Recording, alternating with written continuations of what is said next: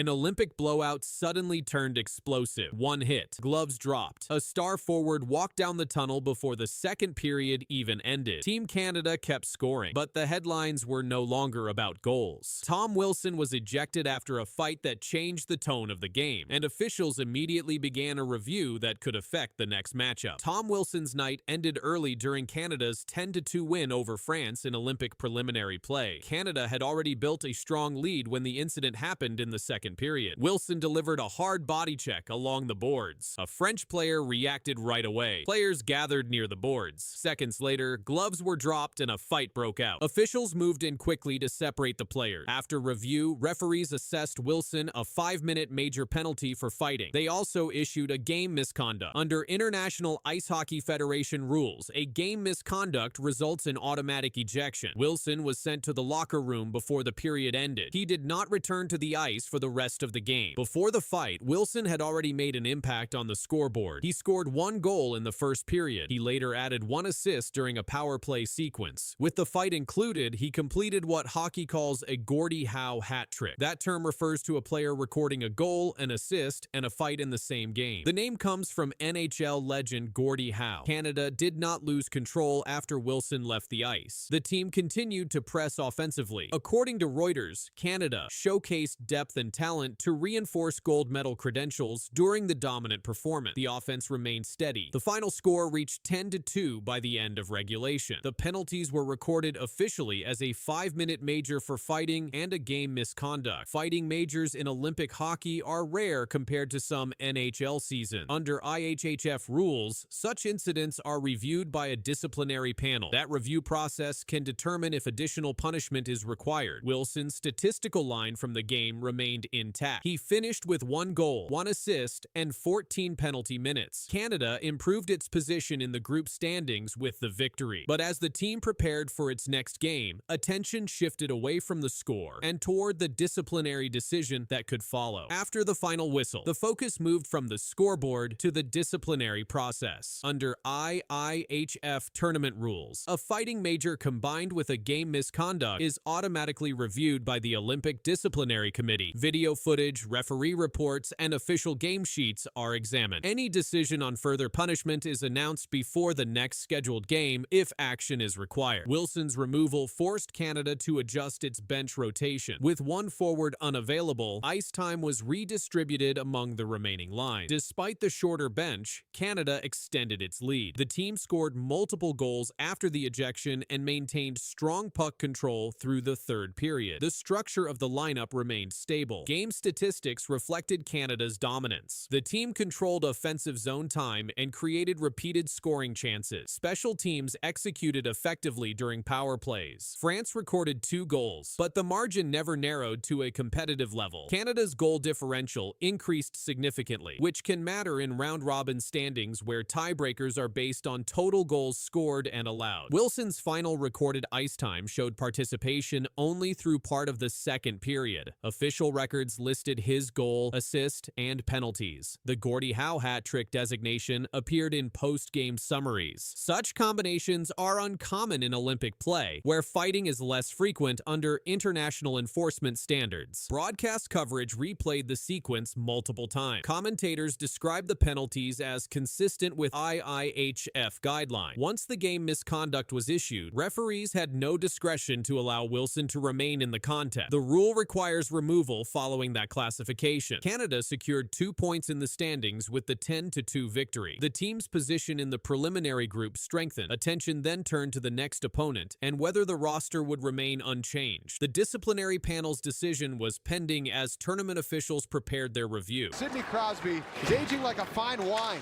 Offensively, defensively, through the neutral zone, best player in the game. I'm telling you, the best winner right now, Sidney Crosby. Welcome to the Crosby Show, Canada. Slap me, silly, Sidney. From Rimouski in the Quebec Major Junior League, Sidney Crosby.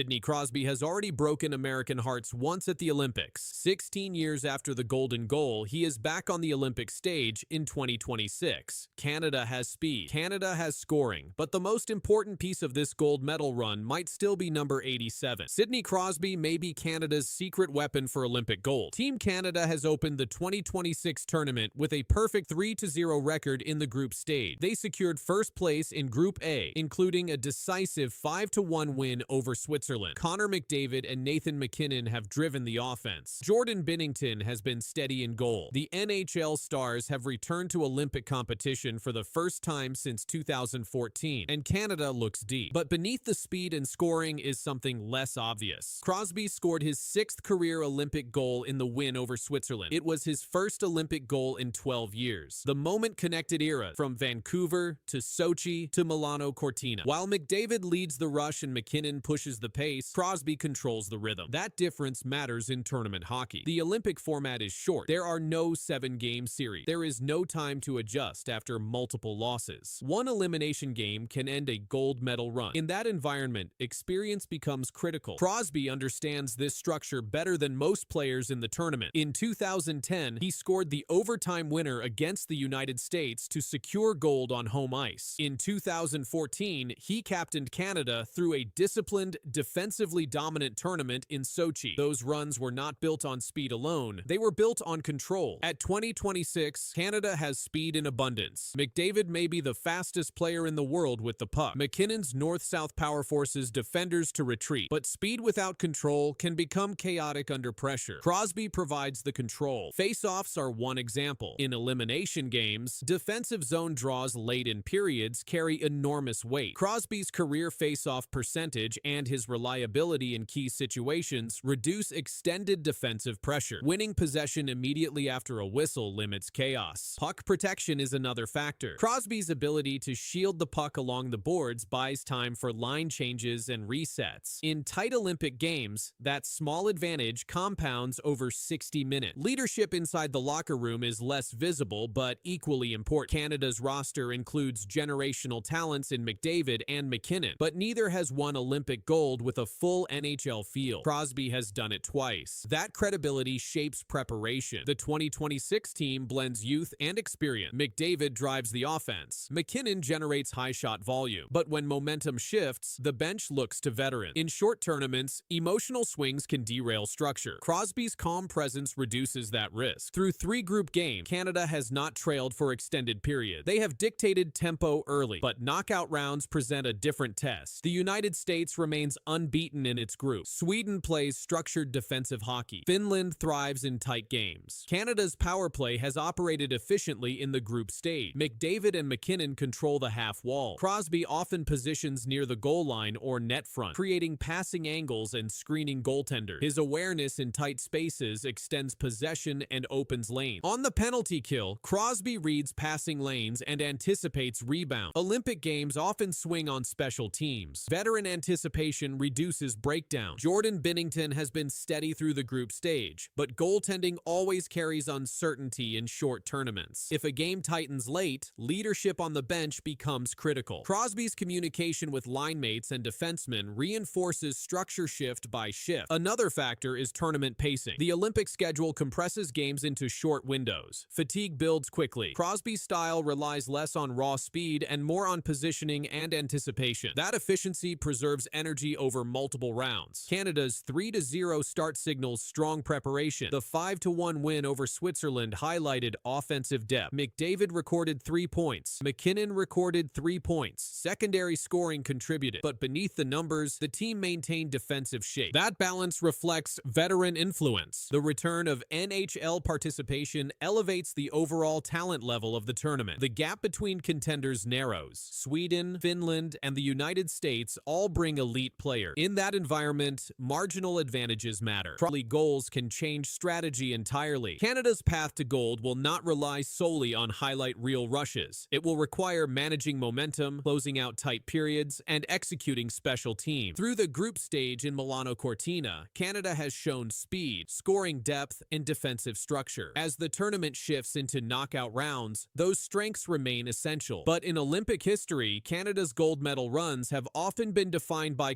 composure in defining moments. In 2010, it was Crosby finishing the tournament. In 2014, it was Crosby captaining a disciplined roster. In 2026, it may be Crosby guiding a new generation through pressure. McDavid drives the attack. McKinnon fuels the tempo. Binnington guards the net. And Sidney Crosby, once again, may be the steady force that turns talent into gold. Canada opens their chase for Olympic gold with a 5-0 win over Czechia. And here to talk about it is Marty Biron. So, Marty, right off the bat, what was the biggest reason for this Canada win? Well, I look at the skill level, right? Team Canada's skill level, when you look at the forwards, is like, and unlike any other teams, like they are so far and above beyond like any teams in the tournament. Silence fell over the arena as Team Canada did more than win. They sent a message. Sidney Crosby didn't just wear the captain. He controlled the pace, the bench, and the moment. 5 goals, 0 against. A shutout that shook Czechia. But what happened behind the plays showed why this captaincy could change the entire Olympic tournament. Team Canada, they're only going to get better from here. They were really sharp. They had things really figured out in the offensive zone, and that is only going to get better. That's only going to become more dangerous for the opposition as this tournament goes on. Sidney Crosby entered the 2026 Winter Olympics as captain of Team Canada. Hockey Canada officially named him captain before the tournament began. This marked his return to Olympic play after more than a decade. He previously won gold medals in 2010 and 2014. In 2010, he scored the overtime goal that secured Canada's gold medal. Now he was back in charge of a new generation. Canada opened the tournament with a 5-0 win over Czechia. The result was clear and dominant. Nathan McKinnon scored. Bo Horvat added a goal. Nick Suzuki scored. Mark Stone contributed. 19-year-old Macklin Celebrini also scored in his Olympic debut. The scoring came from multiple lines. That showed depth and structure across the roster. Connor McDavid served as alternate captain. He recorded 3 assists in the game against Czechia. His passing directly led to goals. After the match, McDavid spoke about Crosby's leadership. He described Crosby as a calming presence. That quote reflected how the leadership group functioned inside the locker room. Jordan Binnington started in goal and stopped all 26 shots he faced. The shutout prevented Czechia from gaining momentum. Canada did not allow a goal in any period. The defensive coverage stayed organized. Players blocked lane. They limited rebound. That level of control reflected preparation and discipline. Head coach John Cooper addressed the team's mindset after the game. He noted that the group did not act with entitlement despite its star talent. He emphasized unity and collective effort. His comments connected leadership to team culture. Crosby's role extended beyond scoring. As captain, he led bench communication and shift management. Olympic tournaments move quickly. Early games shape standings and confidence. The 5-0 result placed Canada in a strong position in group play. The game against Czechia was Canada's first Olympic appearance with NHL players since 2014. Expectations were high. The performance matched those expectations. 5 goals scored, 0 allowed. 3 assists from McDavid, 26 saves from Binnington. Crosby returned to Olympic ice as captain. The opening win showed structure, control, and leadership from the first puck drop. The impact of Crosby's captaincy was confirmed even before the puck drop. When Hockey Canada announced him as captain, they reported that he had already won 2 Olympic gold medals. That history placed him as the most experienced leader on the roster. His return connected the 2010 and 2014 championship teams to the 2026 squad. Connor McDavid's 3 assists were direct factors in the scoring play. He did not score, but he influenced multiple goals. His role as alternate captain supported Crosby's leadership. After the game, McDavid again referred to Crosby as a calming presence. That remark carried weight inside a roster filled with NHL captains and all-stars. Crosby's Olympic record added context to his authority. In 2010, he scored the overtime gold medal goal in Vancouver. In 2014, he captained Canada to another gold medal in Sochi. His leadership in those tournaments remains documented in Olympic record. Now, in 2026, he leads again. Head coach John Cooper stated that the team played without entitlement. He emphasized that star power alone does not win games. The 5-0 result came from structured play and discipline. Canada scored in different situations and maintained defensive balance. 5 separate players scored against Czechia. That spread of offense showed depth. The shutout showed defensive control. The captaincy decision placed Crosby at the center of both. The opening game established Canada's position in the tournament standing. It also reinforced the leadership hierarchy announced before the Olympics began. The structure held firm from the first shift to the final horn. For the captain of Team USA, Austin Matthews, where does he slot in terms of players feeling pressure and expectations coming into this tournament? I think he's at the top of the list. I really do. I think for a number of reasons. What you just said about the history of USA Hockey. Like, they have to pounce. They believe in their program. They're a great program. They're a great team. They should have gold medal ambitions, right? They had championship ambition at the Four Nations face-off, and they got all the way to overtime, and they almost got it done. The road to Olympic gold in Milano Cortina will not be easy. Two hockey giants, Canada and the United States, are bringing superstar talent, heavy pressure, and huge expectations. But this tournament may come down to just two names, Cale Makar and Austin Matthews. One controls the ice from the blue line. The other carries a nation's hopes on his stick. As the Milano Cortina Winter Olympics get closer, the spotlight is shining bright on men's hockey. Fans are excited because this is best on best hockey, the world's top NHL stars playing for their countries. For Canada and Team USA, the stakes feel even higher. Both teams are loaded with talent, but their paths to gold may depend on very different X factors. Studded talent, but there's got to be one player, Brian, you have in mind who you feel will be the most important for Canada as we get set to start this Olympic tournament on Thursday. Yeah, I think it's Cale Makar. I do. I think it's Cale Makar, and I think it's Makar by a landslide, Jay. I really do. And I know people are going to look to the goaltending, and I understand that it's a prominent position. They still have to figure out exactly who that guy's going to be. And I know McDavid's important, and McKinnon's important, and obviously the captain, Sidney Crosby. But I think the drop-off from Cale Makar to whoever you believe is the second best, most impactful defenseman on this team is a massive discrepancy.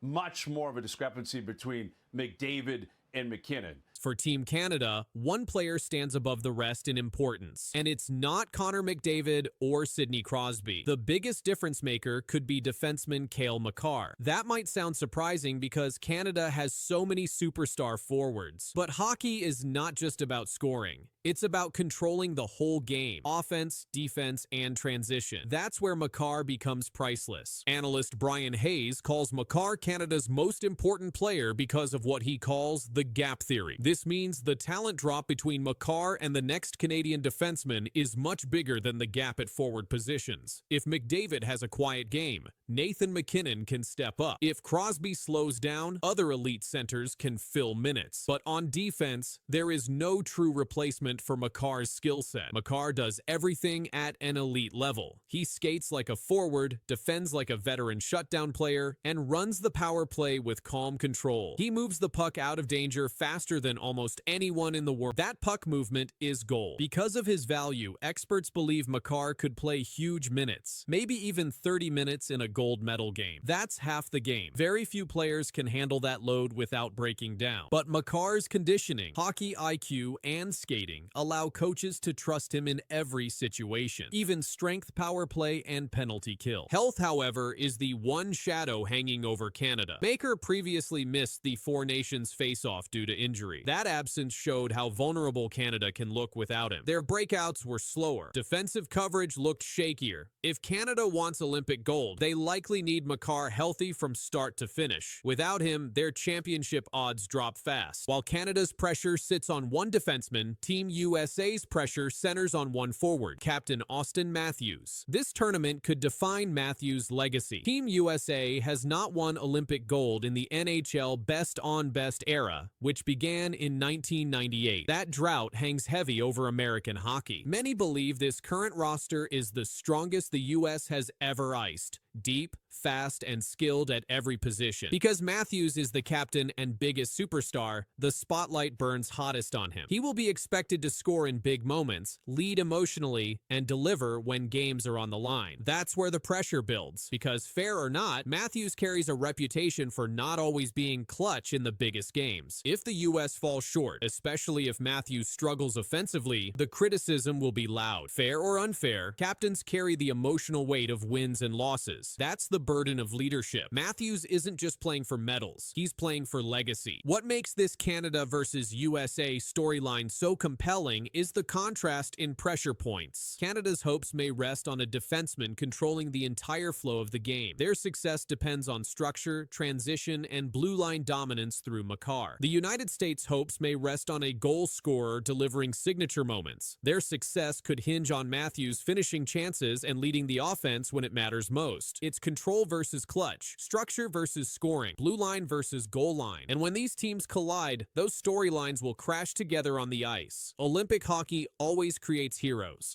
If Cale Makar dominates minutes, drives possession, and shuts down opposing attacks, Canada's gold path becomes clear. If Austin Matthews scores timely goals,